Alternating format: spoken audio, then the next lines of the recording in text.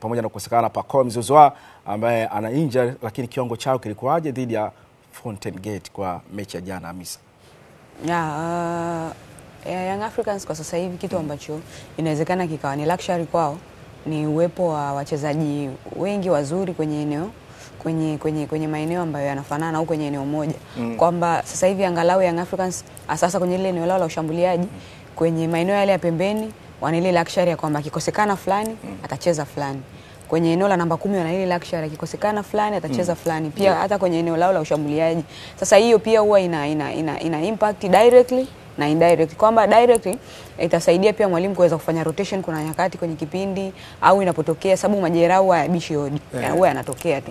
Inapotokea injury una uwezo kwa sababu mmoja anakosekana kama ambavyo anakosekana Pacome, anacheza Maxim Pianzengeli na unaona timu inacheza. Cha pili pia inasaidia pia kuboost viwango vya wachezaji. Kwamba mwalimu kuna wakati anaweza kaamua tu mimi narusha jezi. Leo atacheza Pacome au Max.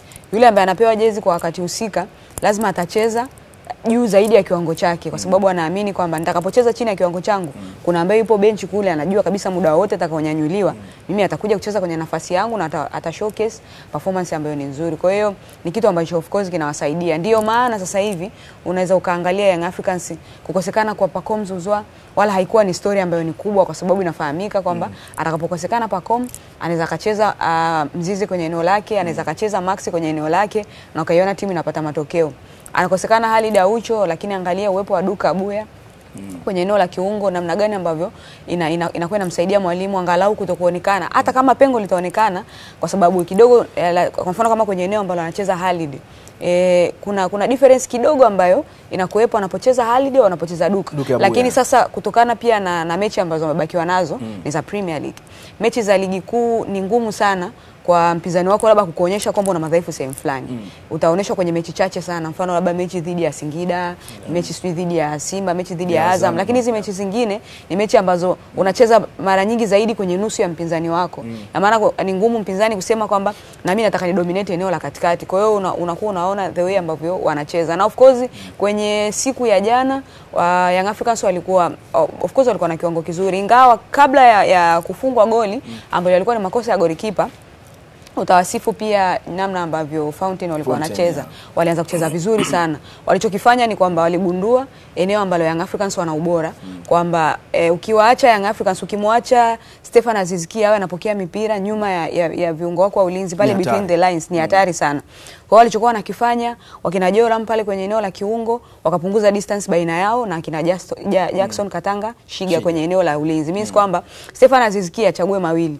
Whether akapokea mipira mbele ya kina Joram maana karibu na kiungo wake wa ulinzi ambaye ni Duka Abuya au aende kwenye maeneo ya pembeni akapokea mipira. Means unapunguza ile hatari. Lakini unawaona Young Africans the way ambavyo walikuwa wanacheza kwamba kwa sababu mnajaribu kutuzuia tunachokifanya sasa hivi ni kwamba tuna cool down pressure. Hakuna haja ya kulazimisha sana mashambulizi. Wakawa wanapasia mpira kwa usahihi. Walichokuwa wanajaribu kukifanya ni kwamba kuwafungua lakini tusirush sana. Unacheza kwa kutunza energy, unajua tu unavuta subira huwa wanasema kwamba utafika tu wakati utawafungua na utawafunga.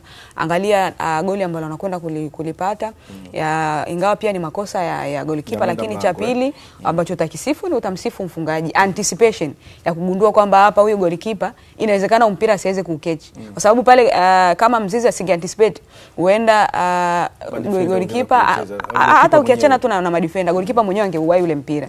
Lakini anticipation ya kujua kwanza lakini jitihada zilikuwepo kwa tutakwenda kuangalia kwa John Nobo kuwai ule mpira jitihada kweli zilikuwepo.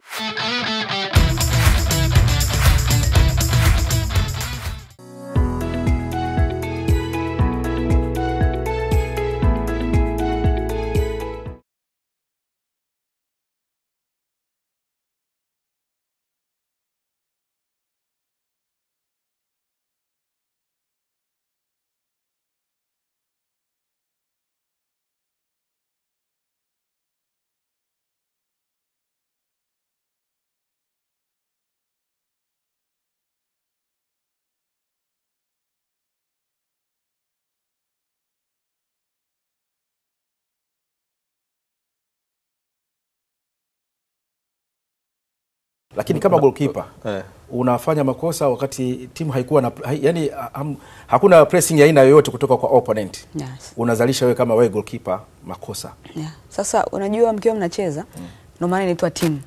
Lazima pia kuwe kuna communication nzuri baina ya kwako wewe goalkeeper, sababu wewe ndio unaufesi uwanja mzima na wachezaji wenzako. Jaribu kufikiri the way ambavyo Fountain walizuia vizuri wakati kabla hawajaruhusu hilo goli, alafu angalia reaction ya wachezaji wa Fountain baada ya goalkeeper kuruhusu goli plus reaction yao baada ya kuruhusu goli la pili. Ina maana kwamba ingefikia sasa sehemu hao wachezaji kutokana na mazingira ambavyo yalikuwa, ina maana hawakuwa na maelewano tena baada ya pale kwamba sisi tunajitahidi huku juu alafu wewe goalkeeper baadaye unakuja unaruhusu. Na kibaya zaidi kwa Fountain ni kwamba timu yao huwa wanagawana majukumu ya kwamba wewe utachoma leo, huyu atachoma kesho kutwa. Ni mfululizo wa makosa kwa sababu unajua kuna magoli ambayo unafungwa kutokana na makosa ya kimuundo ya timu nzima. Sasa hiyo ni mwalimu mwenyewe ndo ataulizwa. Lakini pale ambapo unafungwa magoli kutokana na makosa ya mchezaji mmoja mmoja, kuna press conference moja nilimsikia Robert Matano akisema kwamba kwa sababu ni Tanzania sitaweza kusema kwa nini mabeki wangu huwa, kwa nini tuna concede sana penalty. Yaani kuna wakati wanafanya makosa ambayo ukiwa mwalimu ambaye una roho ndogo, unaweza ukawaambia viongozi, jamani sio njoo timu yenu hapa mimi naondoka. Kwa sababu jaribu kwa mfano mechi dhidi ya Mashujaa. Ile mechi wa goli la kwanza ambalo walifungwa ilikuwa la mkwaju wa penalty. Yaani unaweza kujiuliza, ilipigwa through pass ndani. Mlinzi akaiona, akawa kabisa ameshaugadi mpira. Mtu anatoka nyuma yake, anakuja anamzunguka, anachukua mpira alafu anamvuta anadondoka. Sasa unajiuliza basi kama mpira ulikuwa mgumu kwa nini usingeutoa nje? The same kwa mechi ilikuwa ni dhidi ya Kagera. Mechi dhidi ya Kagera. Yeah, magoli mawili ya penalty. Moja. Walikosa penalty mwishoni sana Kagera Sugar. Yeah, na hiyo mechi ilisha ambayo ilifanyika Kagera. Moja. Mechi ya pili ambayo ya pili ya Kagera kule. Mechi ya pili Kagera na 23. Magoli mawili ambayo alifunga Peter Loas. Fountain Gate. Ya Fountain ndio. Moja. Hapana, 3-1 alifunga Peter Loas penalty 2. Penalty ya kwanza alishika Kashiga, penalty ya pili alishika Laurian Makame 3-1. Magoli. Yaani mpira imepigwa cross ndani, mtu anashika na mkono. Defender. Yes, sasa unajiuliza kwa makosa ambayo anafanya, of course kwenye football ipo hivyo. Ukiwa na mfululizo wa kufanya makosa, kile kitu ni ngumu sana kutoka kwenye kichwa chako. Maana itafikia sehemu utacheza vizuri ila kuna wakati utakuja kufanya makosa. The same ukiwa unafanya vizuri. Kuna wakati yani ile momentum inakuwa inaendelea. Hata usipocheza vizuri kwa sababu si tayari ile momentum ya ushindi unayo, utashinda. Ndio maana hata Young Africans unaona kuna wakati watacheza si kwenye kiwango chao lakini watashinda kwa sababu tayari ile momentum wako nayo. Kwa hiyo hichi ambacho kimetokea jana binafsi akijanishangaza sana na niliamini kwenye moja ya magoli ambayo Fountain watafungwa yatatokana na makosa ya mchezaji mmoja na kilichotokea. Hiyo hapo. Yes. Jitihada zilikuwepo wakati mpira kwanza uliguswa na Shiga. Mpira umeguswa na Dube. Kichwa alivyo free kick. Aliuparaza kidogo. Yes. Sio Shiga amegusa. Ni Prince Dube wakati anageuka aliugusa ile mpira kwa kichwa. Kipa akaenda, lengo nafikiri ni kupozesha kwanza ili akamate ule mpira. John Nobo. Lakini namna mpira ulivyoweza kudunda kwenye ile eneo ukaweza kutoa assist nyingine. Kwa hiyo naweza ukaona kwa kiasi kikubwa nafikiri ni kipa ambaye kuna makosa yani kuna kosa likifanyika kidedea. Mnajua kabisa kwamba uwezo wa kidedea kwenye mpira kama huu ni kufanya hivi. Lakini likitokea kosa ambalo linakwenda kuwa vice versa.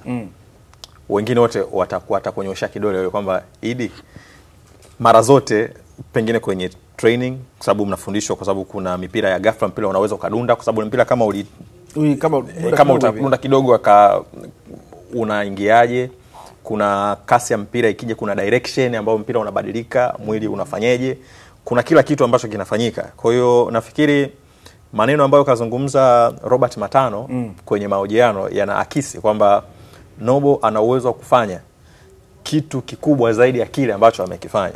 Hasa goli la kwanza unaweza kusema mpira ulidunda, yani kukawa na justification. Lakini kwenye bao la pili umetoka kipa, unajua nimeacha lango liko wazi, unatoka unakwenda pembeni, umepasiwa mpira, unarudisha ndani. Ndicho kitu ambacho nafikiri kikaenda kupiga mstari mwekundu kabisa kwenye benchi la ufundi kwamba hapa sasa tulipofika hastahili kuendelea na mchezo. Unarudisha mpira ndani katika eneo ambalo unaweza ukatoa, wengine wote wakarejea mkajipanga kwa ajili ya kuzuia tena